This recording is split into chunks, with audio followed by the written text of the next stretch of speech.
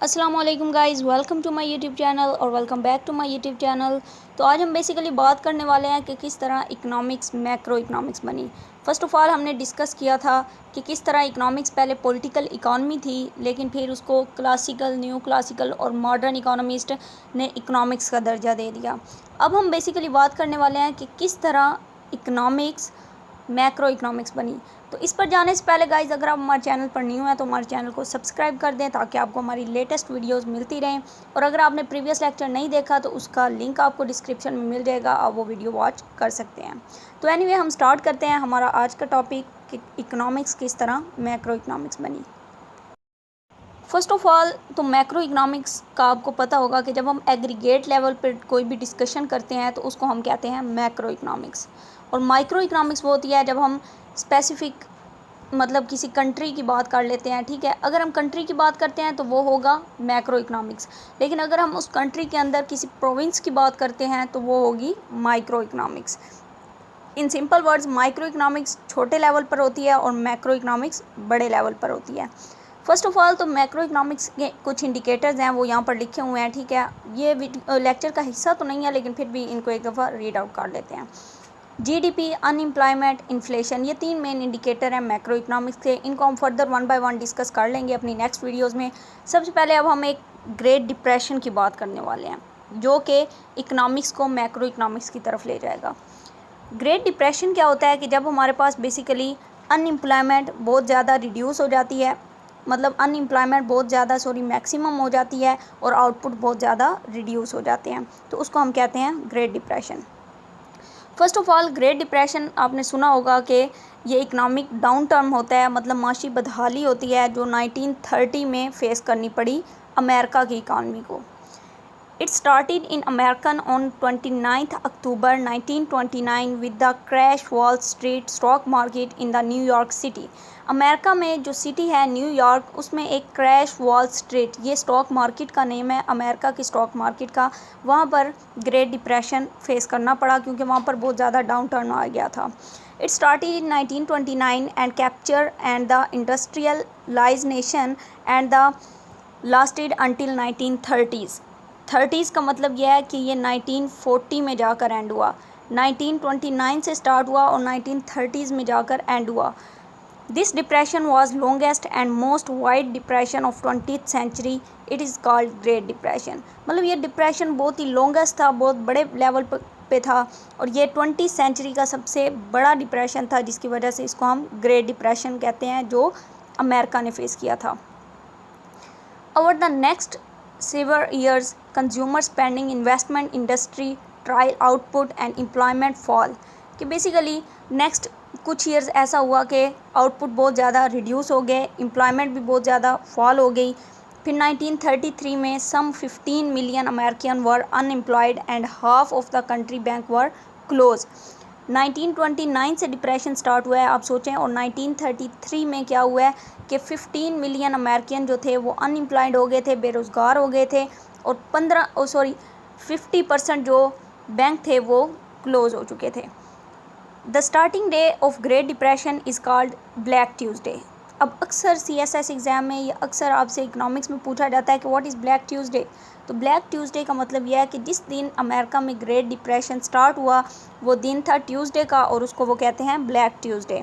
The industrial output of American decreased bye 46%, 23%, 24% and 41% respectively in UK, France and Germany।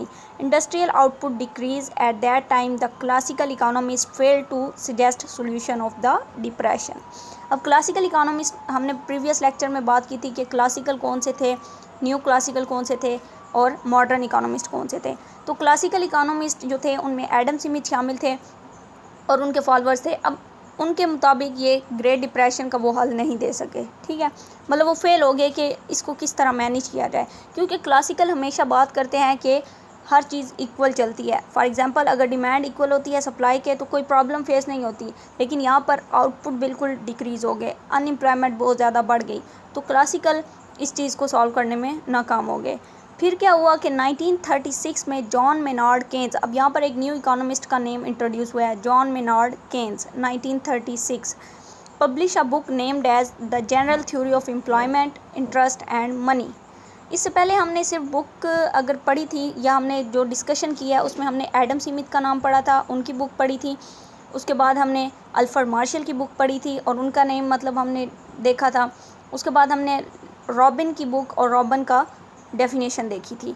अब हम basically एक new economist हमारे सामने, तो यहाँ पर एक न्यू इकोनॉमिस्ट मतलब हमारे पास इंट्रोड्यूस हुए हैं जिनका नेम है जॉन मेनार्ड केन्स और 1936 में इन्होंने बुक लिखी the general theory of employment, interest and money.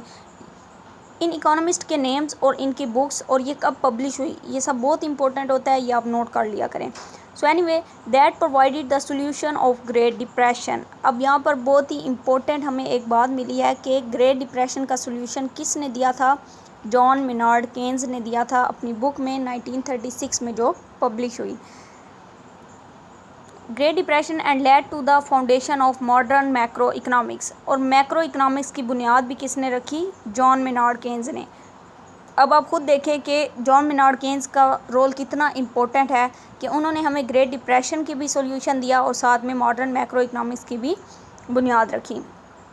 Keynes criticized the classical economists and offered a new theory of economic thought that became the basis of modern macroeconomics। कि Keynes ने criticise किया classical economist को और एक new theory दी economics की, economic thought की, जो basic करती थी मैक्रो लेवल पर।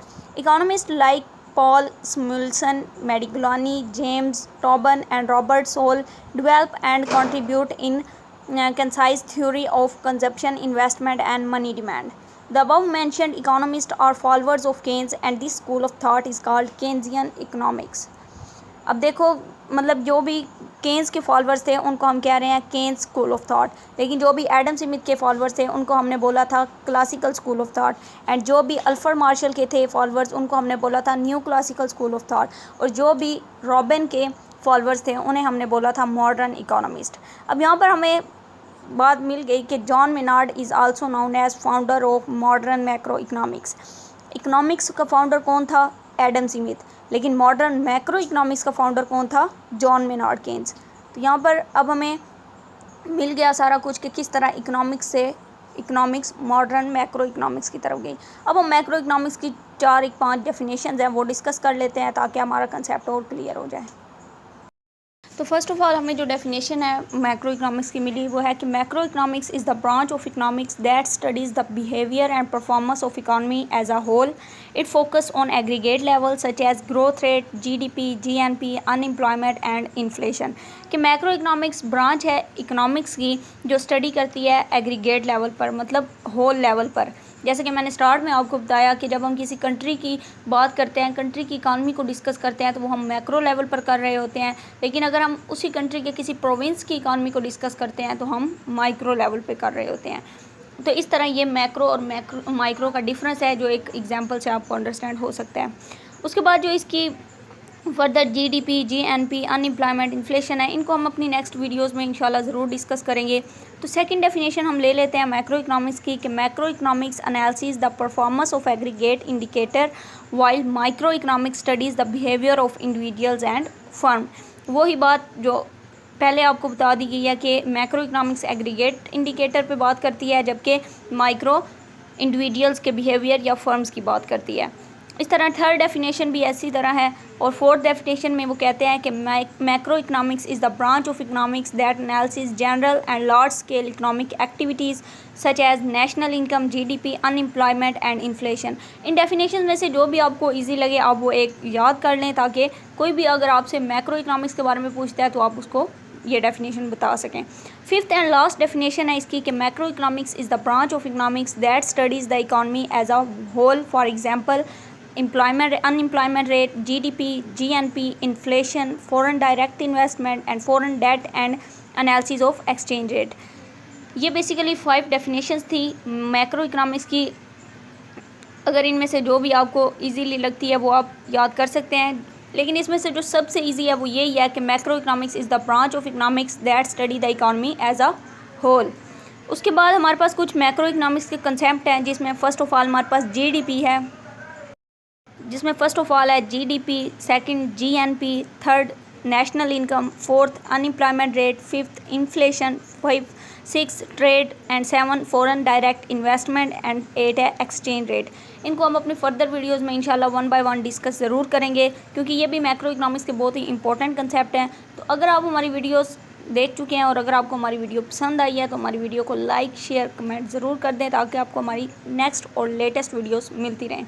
इसके अलावा अगर कोई भी चीज़ आपको अंडरस्टैंड नहीं हुई, आप हमें कमेंट में बता सकते हैं, इंशाल्लाह वो चीज़ समझा दी जाएगी। So stay home, stay safe, thanks for watching guys, अल्लाह हाफिज़।